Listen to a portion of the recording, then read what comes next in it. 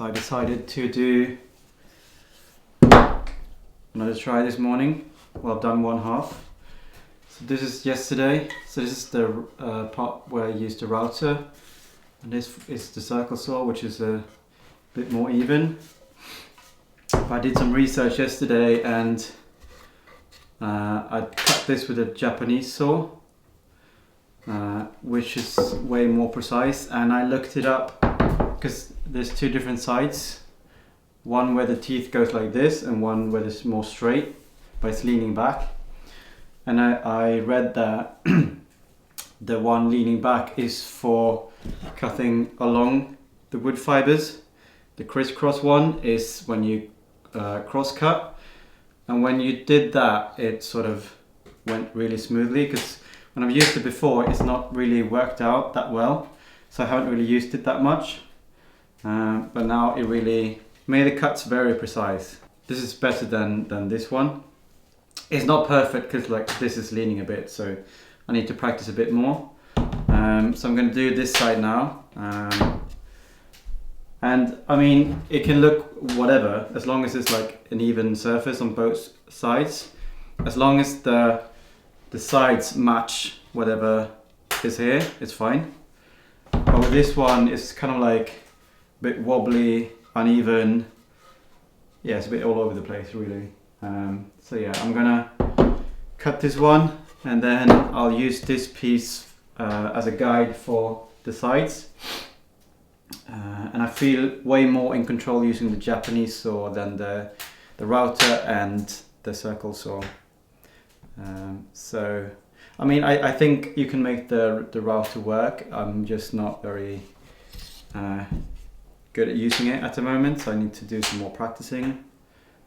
So I'm going to do the rest with the Japanese saw, and yeah, hopefully it'll work out fine.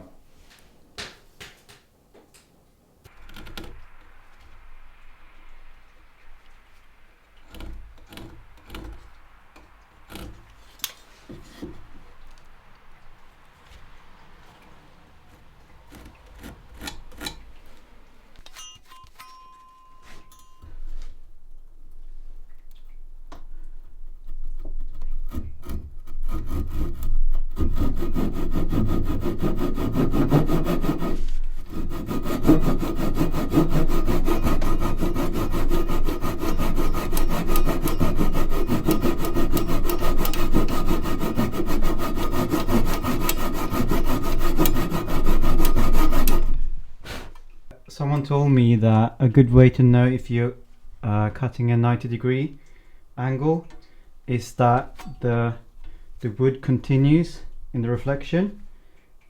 And you see now it's a perfect line there.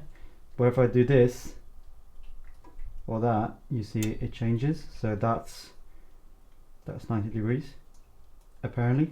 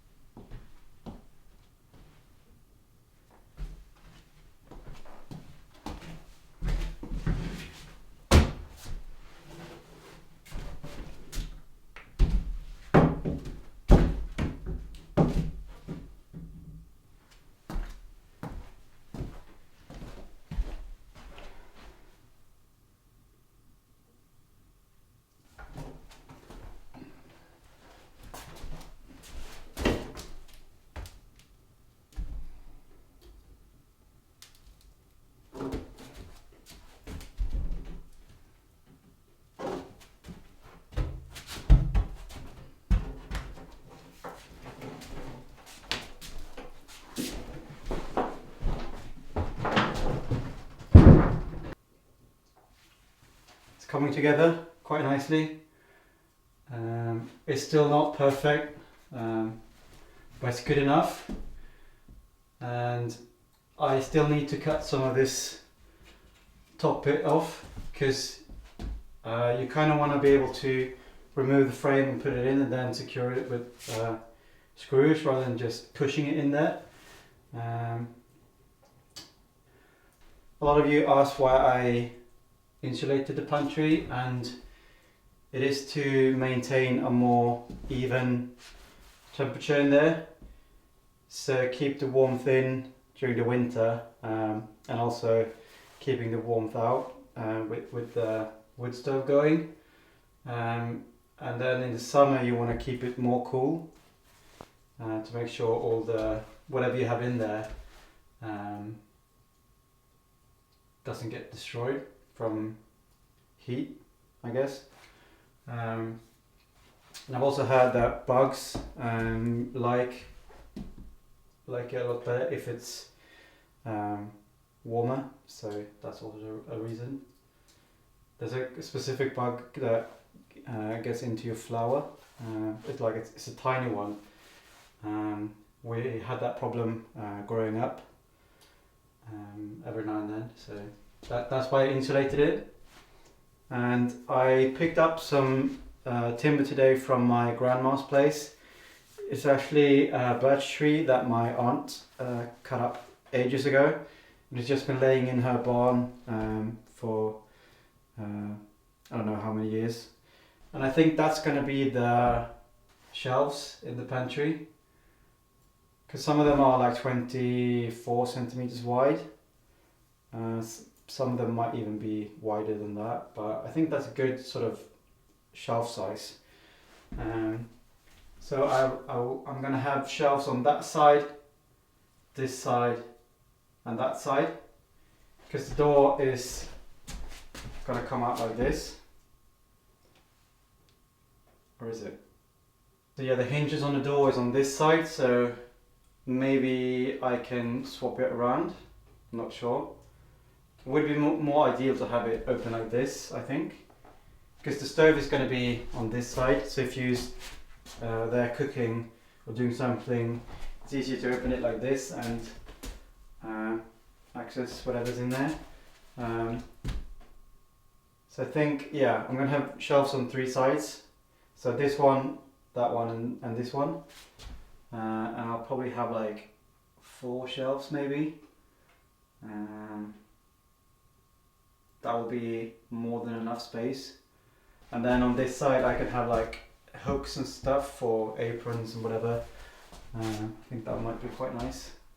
So next up is cutting this a bit and then use the route to take off like 1 centimeter on each side and then on top, and then I can fit the door in there, because it's slightly too big now, so I need to take out a bit, and then I think the door is 3 centimeters or 4, and then take out that bit so the door is flush with the frame.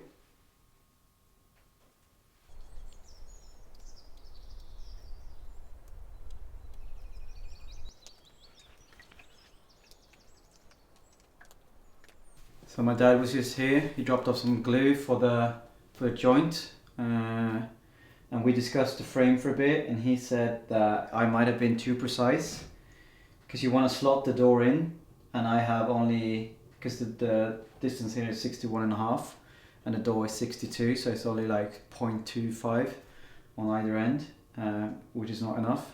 And I thought you could just add like a centimeter on both ends, or both sides. But because you have the hinge, the male part of the hinge needs to line up with the female part of the hinge. So this side needs to be quite close to the side of the frame.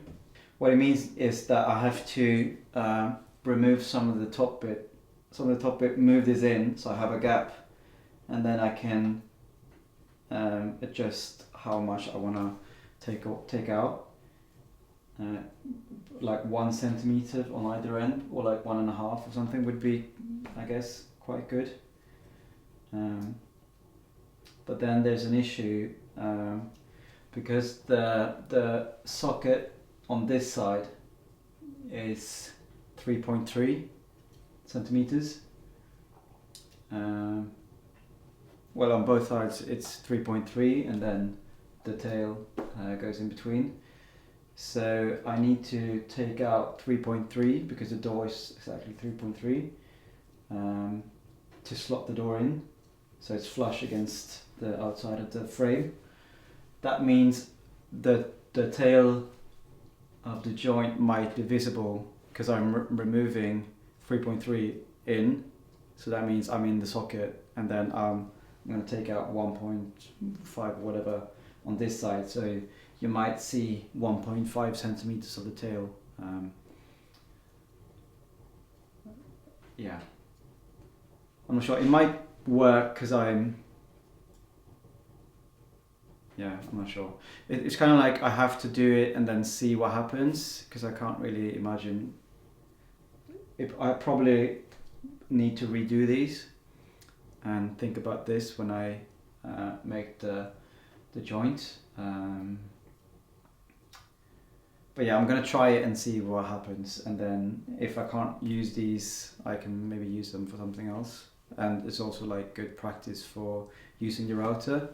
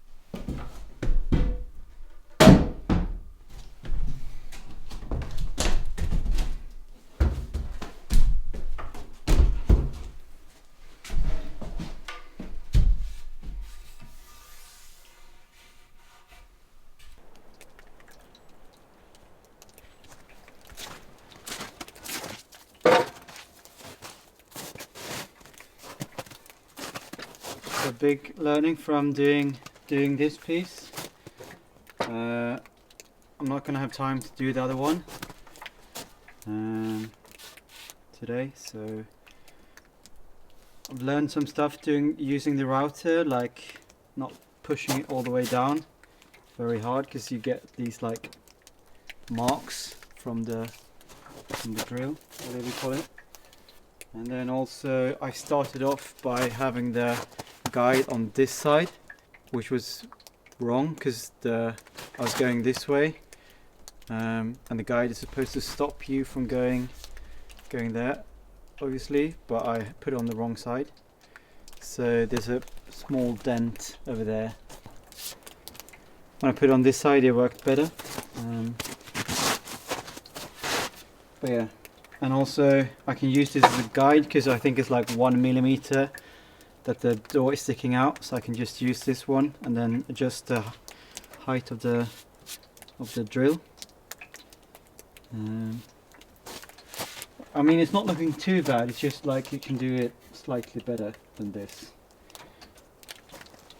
Or if this would work, I still think like the top is an issue, but because I need an extra millimeter, I think I can get rid of all these marks if it works, that is. But yeah, otherwise I'll just use this as a guide, and it will be a lesson learned from doing this piece.